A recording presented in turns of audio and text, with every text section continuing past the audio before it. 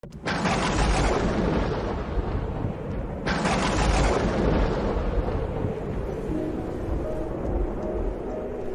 ce temps-là, Jésus disait en parabole, le royaume des cieux est comparable à un roi qui célébrait les noces de son fils. Il envoya ses serviteurs pour appeler à la noce les invités. Mais ceux-ci ne voulaient pas venir. Il envoya encore d'autres serviteurs dire aux invités, « Voilà, mon repas est prêt. Mes bœufs et mes bêtes grasses sont égorgés. Tout est prêt. Venez au repas de noces. » Mais ils n'en tinrent aucun compte et s'en allèrent, l'un à son champ, l'autre à son commerce. Les autres empoignèrent les serviteurs, les maltraitèrent et les tuèrent. Le roi se mit en colère, il envoya ses troupes, fit périr les meurtriers et brûla leur ville. Alors il dit à ses serviteurs, « Le repas de noces est prêt. » Mais les invités n'en étaient pas dignes. « Allez donc aux croisées des chemins.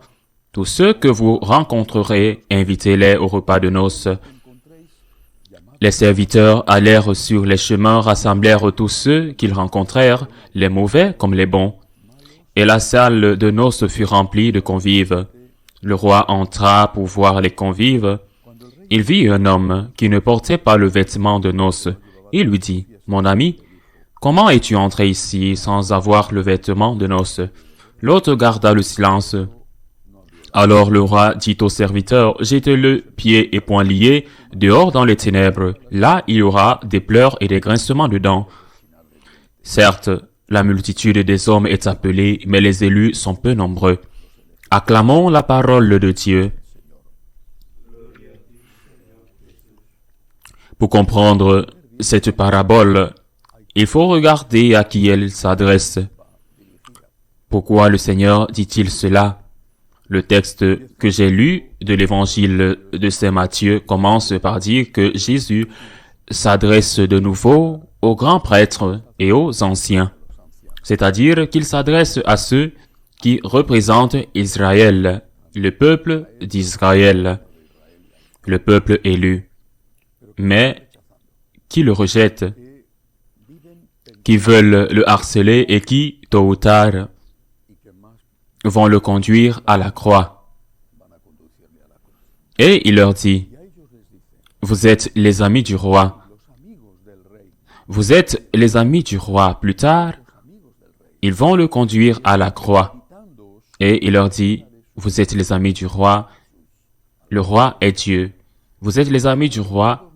Et le roi vous a invité aux noces de son fils, qui est lui, Jésus, aux noces de l'agneau. Il vous a invité depuis longtemps, il a envoyé des serviteurs, les prophètes, certains d'entre eux que vous n'avez pas écoutés, mais même d'autres que vous avez persécutés et tués. Il y a le cas des prophètes martyrs. Ils ont parlé au nom de Dieu et ont mérité la persécution et même le martyre. Les prêtres, bien sûr, ont très bien compris à quoi il faisait allusion. Ils se sont sentis accusés par cette parabole, sachant que Jésus avait raison, mais le rejetant comme le Messie, le Fils du Dieu vivant, l'aboutissement du plan de salut de Dieu qui avait commencé avec l'appel d'Abraham et se terminait avec la mort et la résurrection de notre Seigneur. Jusqu'à présent, nous avons bien compris qu'une partie de la parabole s'adressait à eux. Et nous verrons ensuite quelles conséquences elle a pour nous. Mais il y a une autre partie, une deuxième, de la parabole, comme ceux qui ont été choisis pour les noces, n'ont pas fait attention. Le Seigneur dit, le roi dit, ordonne à ses serviteurs d'aller sur les chemins et de faire venir tout le monde. Les mauvais comme les bons. Ils ne sont plus le peuple élu.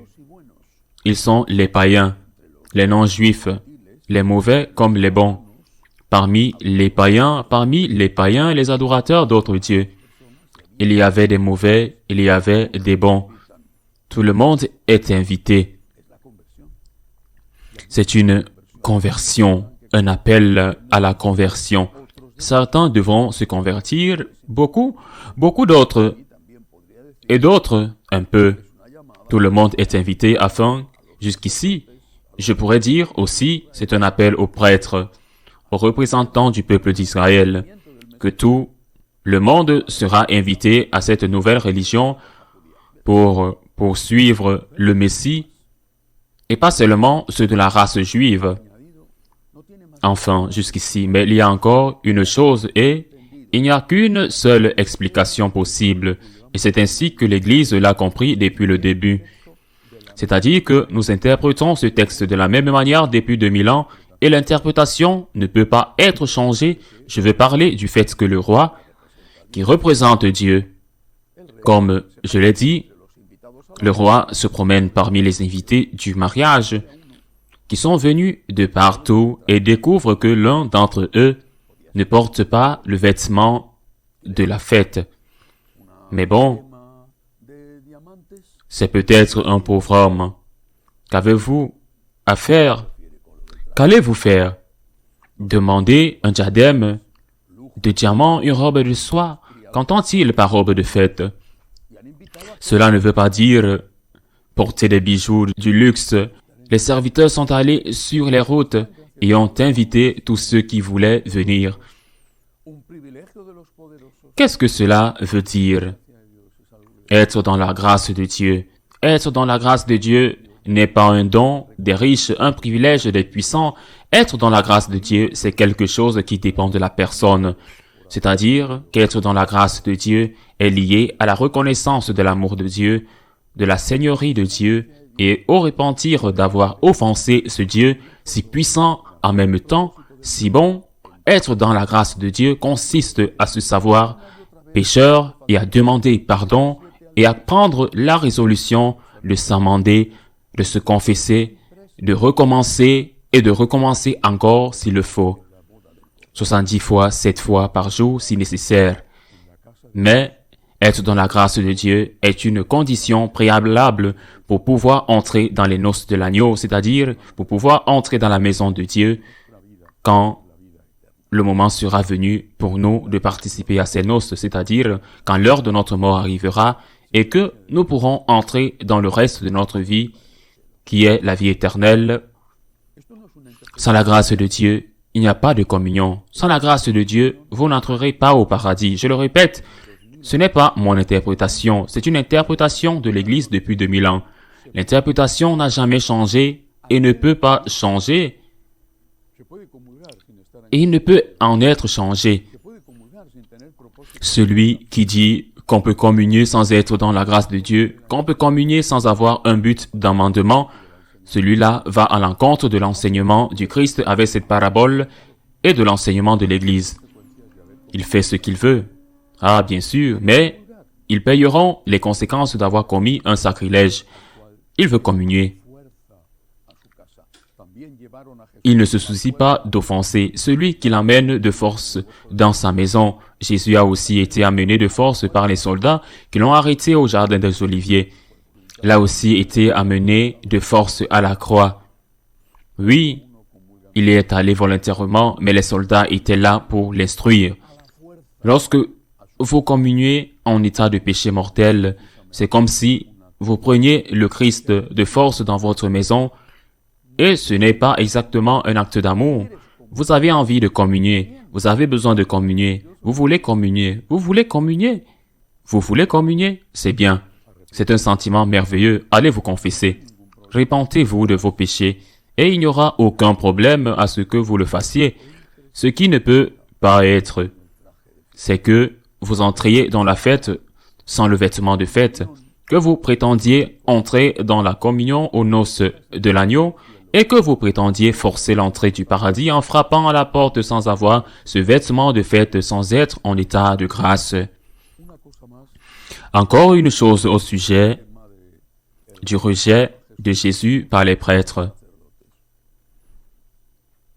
Le problème qui nous est posé, non plus aux Juifs à qui ce message s'adressait en premier lieu, mais à nous, et pas seulement sur la question d'être en état de grâce pour pouvoir communier. Le problème qui nous est posé, c'est que nous pouvons en arriver à croire que communier est un droit. Il est vrai que tout baptisé a le droit de communier s'il est en état de grâce, mais la communion est toujours un don. C'est un don et c'est un cadeau que nous ne méritons pas.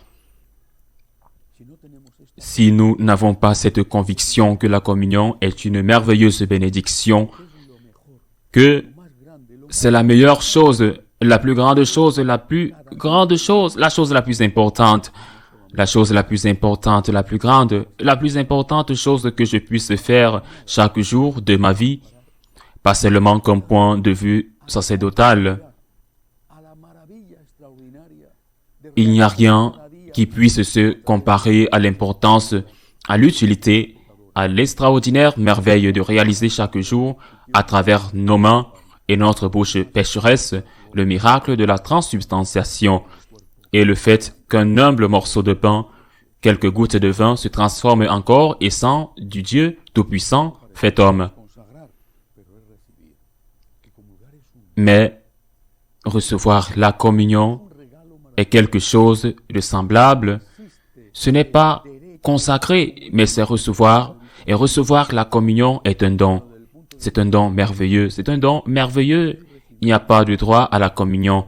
Non pas du point de vue juridique, du droit canon, mais du point de vue moral et spirituel. Je reçois un don extraordinaire.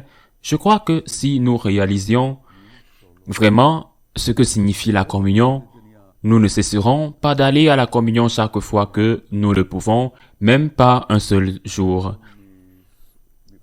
Je me souviens qu'à l'âge de 18 ans, j'ai passé mon dernier été en tant que laïc parce qu'en septembre, j'entrais au séminaire.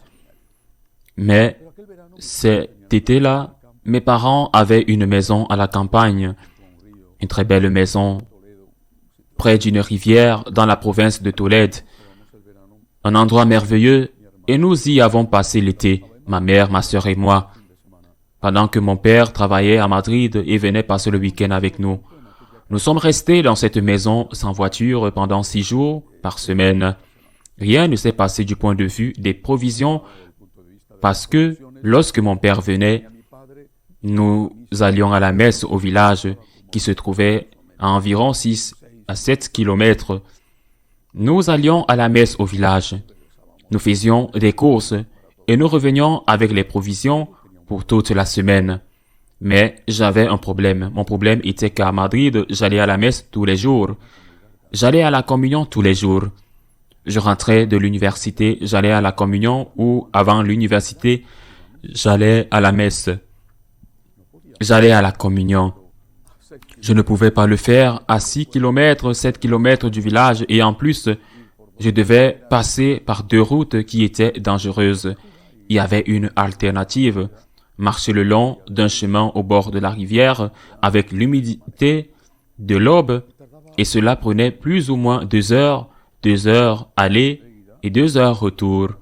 C'était un beau paysage agréable, mais surtout, à l'aller, c'était très humide. Ce n'était pas très agréable de marcher là à 6 heures du matin parce que la messe était à 6 heures du matin parce qu'il y avait beaucoup d'humidité. J'ai passé tout l'été, sauf quand j'allais avec mes parents le dimanche à faire des allers-retours tous les jours pour aller communier, des allers-retours à pied. Pas un seul jour, je n'ai arrêté d'aller communier. Je n'y ai même pas pensé. Je n'ai même pas pensé. Quel départ tôt et je suis en vacances ou attends un peu parce que dans peu de temps, tu vas rentrer au séminaire et tu pourras aller communier là tous les jours. Je n'y avais pas pensé. Je me suis dit que si je devais aller pieds nus, j'irais pieds nus. Comment pourrais-je arrêter de communier? Je ne suis pas entré au séminaire pour être à la messe. Je suis entré au séminaire parce que j'allais à la messe. Je ne suis pas entré au séminaire pour aller à la messe quotidienne. Je suis entré au séminaire parce que j'allais à la messe quotidienne. Je ne suis pas entré au séminaire pour prier le rosaire. Cela faisait partie de ma formation. D'ailleurs, à mon époque, on ne priait pas le rosaire et beaucoup de séminaristes n'allaient pas à la messe quotidienne. Je suis entré au séminaire parce que je priais le rosaire, parce que j'allais à la messe quotidienne et parce que j'aurais préféré marcher pendant 4 heures dans la campagne et non sur une belle route plutôt que de ne pas communier. C'est un don, c'est un don. C'est quelque chose de merveilleux. Nous avons l'immense, l'indescriptible bénédiction de pouvoir recevoir la communion, de pouvoir recevoir le Christ. Nous qui sommes pécheurs, nous qui sommes de ces mauvaises personnes qui ont été invitées aux noces de l'agneau, nous, pécheurs, pouvons dire, et nous savons bien ce que nous disons, merci Seigneur, je ne suis pas digne que tu entres dans ma maison, mais une seule parole de toi suffira à me guérir. Ne gaspillons pas un seul jour, le plus beau cadeau que Dieu nous ait fait. Ainsi soit-il.